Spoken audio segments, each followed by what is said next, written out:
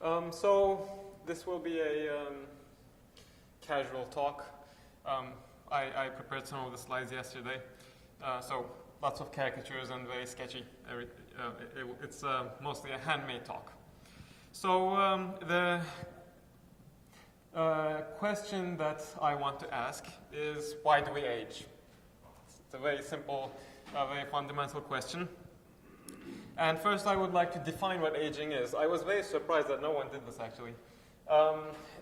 We saw lots of survivorship curves in many of the talks, but you see I could just put hundreds of people in this room and I could start shooting them down with a gun, and you would see very similar survivorship curves. That's not aging, obviously, right? If I did that, but if I also saw an increase in mortality in time, then that would be aging. So apparently something inside these people is changing, and somehow they're more likely to die as they grow older. That's aging. So you want to see a failure rate that increases in time, and that's how we define aging. We also have non-aging species, of course, like houseplants or radioactive atoms. Their decay rate would just be constant.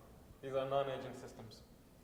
Now, curiously, the mortality rate, the failure rates of many organisms are very similar. You see this pattern in almost every complex organism. You see a slightly high infant mortality, sort of flattens out and then increases exponentially, and then by late life you have this plateau. You stop aging. Okay, so if you're maybe 100 years old, the probability that you will die is about the same as when you're 105 years old. It's a very high probability, but at least it's not increasing anymore. So my story starts with the definition of a neutral mutation. Okay, a neutral mutation is when A undergoes a deleterious mutation but survives thanks to some other guy, B. Okay, and this is not my invention, obviously. There are many instances of this happening in nature.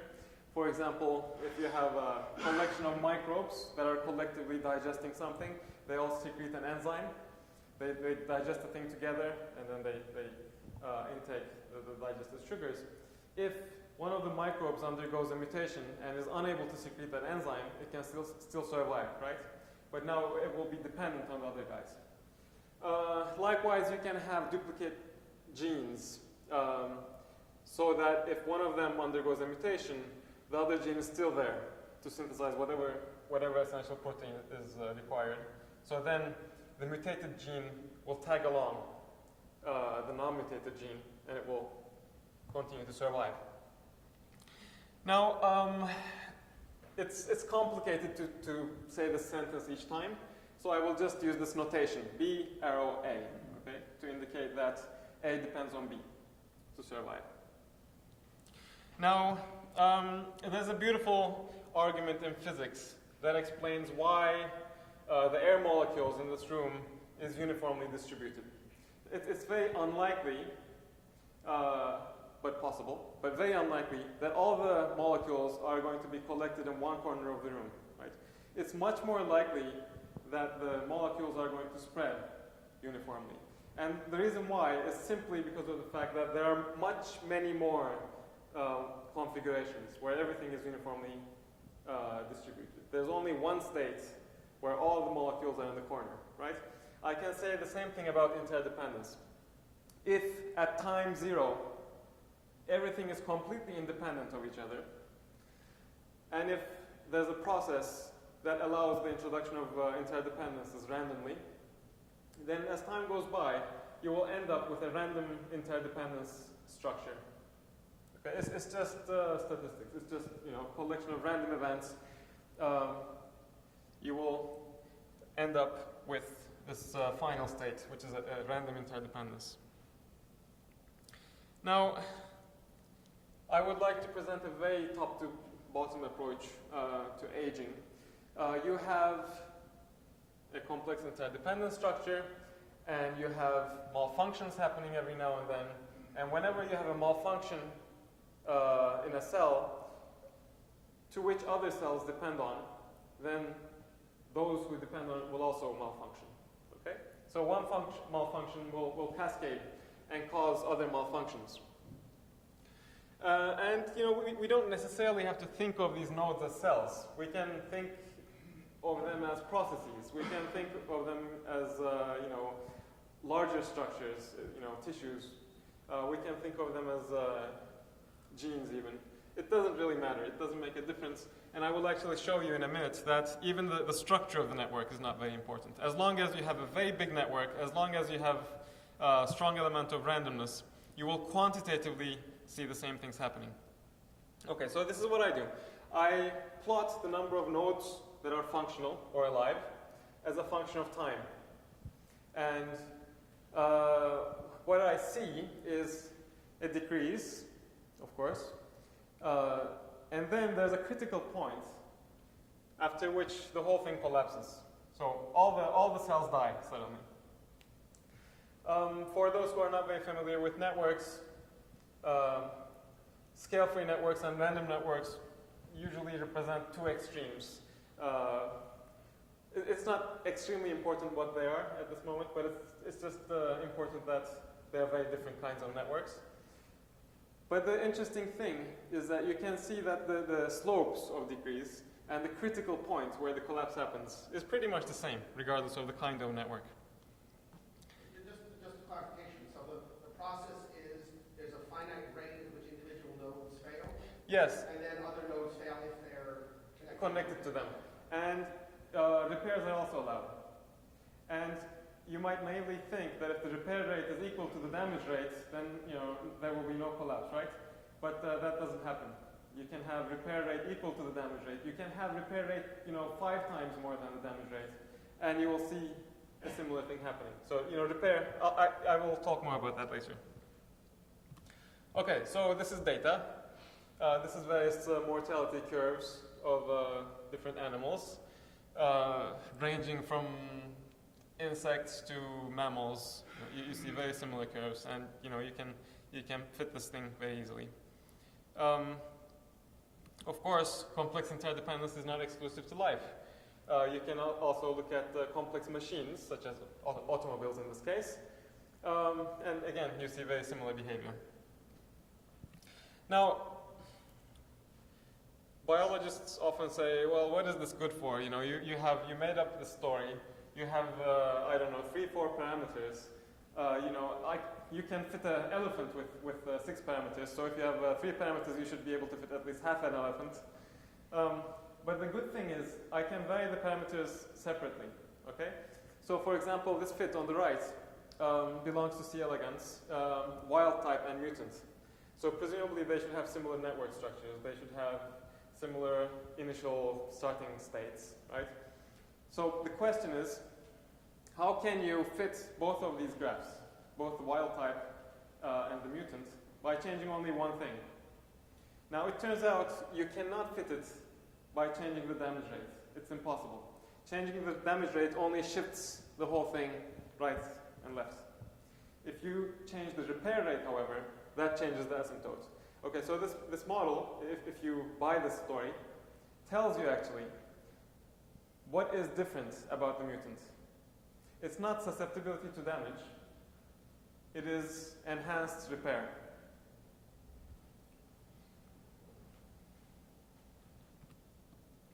Lifespan as a function of damage and repair. The y-axis is lifespan, and so we look at the blue curve and the red curve. The blue curve is what happens when you increase damage. Obviously, your lifespan decreases. That's obvious. How about repair? That's the red curve. Lifespan doesn't change much for a long time as you increase the repair rates. There's really very little return. But once you reach a critical level of repair, then you get an asymptote. Okay, that's when you become immortal. You might now ask, why are we not immortal then? Why did evolution not figure this out? There might be various reasons. There might be multiple reasons. First of all, I'm not sure if there are no animals who repair themselves often and are immortal. There are such animals probably somewhere, because in biology everything is possible. But so why don't we see this very often? Reason number one might be that the energy requirement for repairing might be too much, right? You spend more energy it's less fit, and you're not really gaining much, so you're not going to do it, right? But I think there might be another more interesting reason why we don't live forever, and I think it relates to cancer. If you repair too often, you have to have more cell divisions, and every cell division comes with a mutation, possibly, maybe. And if you repair yourself too much, it becomes more likely that you'll get cancer. There's a microevolution going on in your body. Okay, so if you repair yourself too little, you will die due to aging damage. If you repair yourself too much, you'll get cancer. Okay, so there's probably a sweet spot somewhere in between. Ideally, you want to get cancer the day you die, right? That's the optimal rate of getting cancer, I think. Okay, so I can modify the previous plot, so lifetime again, as a function of repair rate. And so I assign some probability of getting cancer per repair, okay, per cell division. Very, very naive, very caricaturistic model. But if you do that, you'll see that lifetime, I will tell you all these graphs, what they are. The y-axis is lifetime, the x-axis is repair rate. Okay? And the different panels represent different probability of getting cancer per repair. Okay? So if the probability of getting cancer per repair is low, which is this one, you can increase the repair rate, your lifetime will increase, but then saturate. Okay? It's not helpful to repair too much after that. In contrast, if the probability of getting cancer per repair is high, then you shouldn't be repairing at all. Okay, so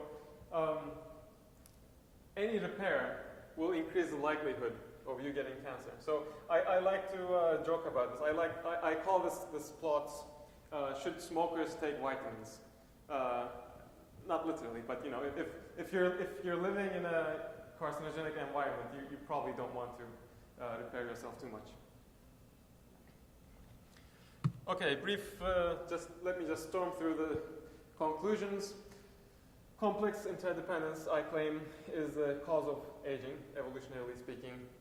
The lifespan versus repair is a nonlinear function, and there's an optimal repair rate. There's a close relationship between repair rate and cancer. And I didn't talk too much about this because I just have 10-15 minutes. But you can actually see that aging is a finite size effect. Aging is a transition from, if you're only one cell, your mortality curve will be just constant in time. If you're infinitely large, your mortality rate is more like a step function. You're deterministic in this thermodynamic limit. Okay? Somewhere in between, when you have finite size, it's only then where you see a gradual increase in mortality rate, and that's us. That's the fact that we see an slowly increasing mortality rate is basically because we're finite and stochastically degrading. I would like to thank very much my collaborators and funding sources, and I'm ready for questions. Okay, thank you very much. Is there a lot of data on repair rates in different organisms like mice versus humans? I've always been under the impression that humans repair better than mice do. Much better. So if mice don't repair as well, wouldn't you expect them to never get cancer based on your model? Okay, so let's think. Okay, so are you saying that mice repair themselves less? I think there's strong data that. But your model would say if you don't repair. They also have a smaller size. Oh, so now you got to put a Newton parameter, the size. Well, I agree with that. So if there's a finite probability per cell of getting cancer, this is the Peto's paradox thing we were talking about yesterday, right? So how come whales don't get cancer? Although they're much larger. So if there's a constant probability of getting cancer per cell, you expect smaller animals to get cancer less. But then there are other parameters because they have faster metabolism, faster repair rate, faster cell division, right? So maybe those two balance each other out possibly, and that might be the reason of PETOS. People get more cancer in small people. There is no correlation between body size and But big people. Yeah, but with the same individual. I mean, it's no, I just want to bring a point. So, Is there data on board? Yeah, no, you're also going to get cancer like 50% higher. but that's no, but you have to correct for metabolic problems and diabetes, which are cancer predisposing factors. The question is there more cancer per cell if you have more cells? And the answer is no. I think people are not really big people. Because we can compare across species because of the DNA repair. They use different polymerases, so it's a different repair efficiency. In fact, my understanding of mice in the laboratory is that they age because of DNA repair. It's not very efficient rather than telomeres, right? That's complicated, I think, because, mice, the inbred strains of mice are much probably more susceptible to cancer than wild mice. But,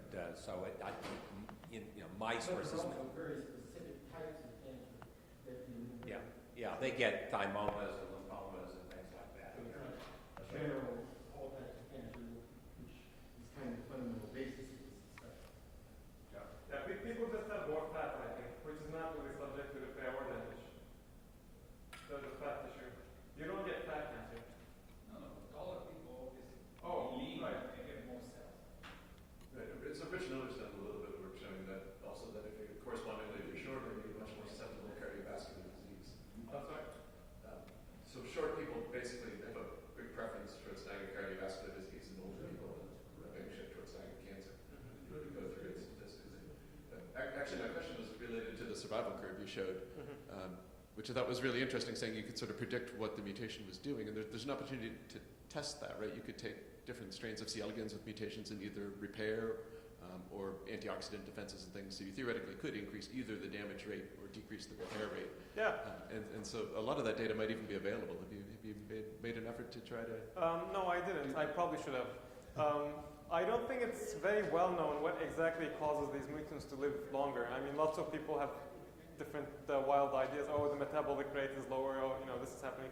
But I'm not sure if it's known at this point. But I would be happy if you would be interested in doing experiments or you have any knowledge on the subject to discuss here.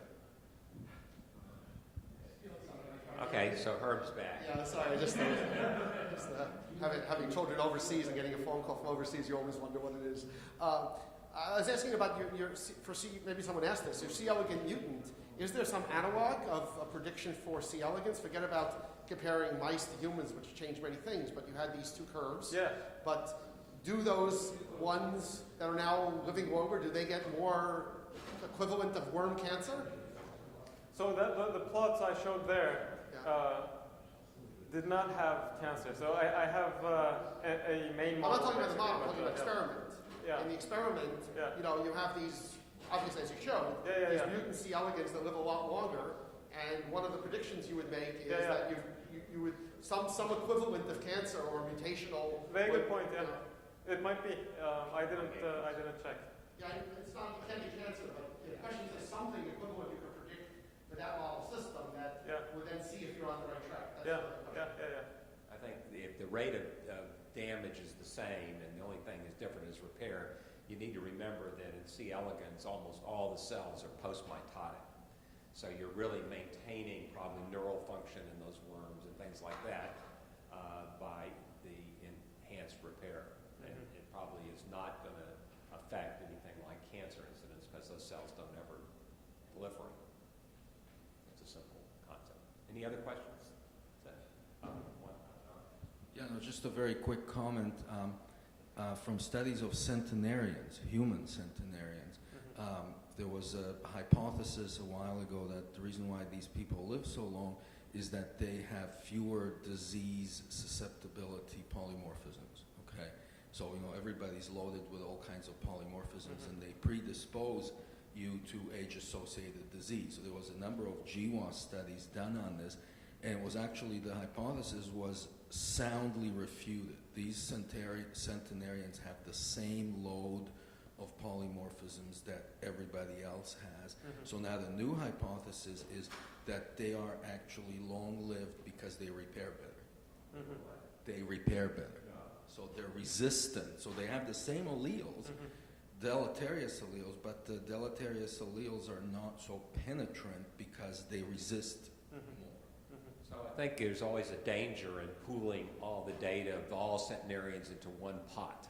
I think if there's one thing I've learned from at least the collaborations I've been involved in, most centenarians are very lucky, and they just have the same problems, the same incidence of cancer. They just somehow have managed to survive a long time. But there is a subset of centenarians, I think, that are actually very robust, and those are the ones that we should be studying, and not just the general population of centenarians. I think that's been a flaw of all the big studies. Because these people are so rare, you've got to pool everybody together to get any kind of data. Okay, Dervis, thank you a lot. It was very, very interesting. Thanks. So it's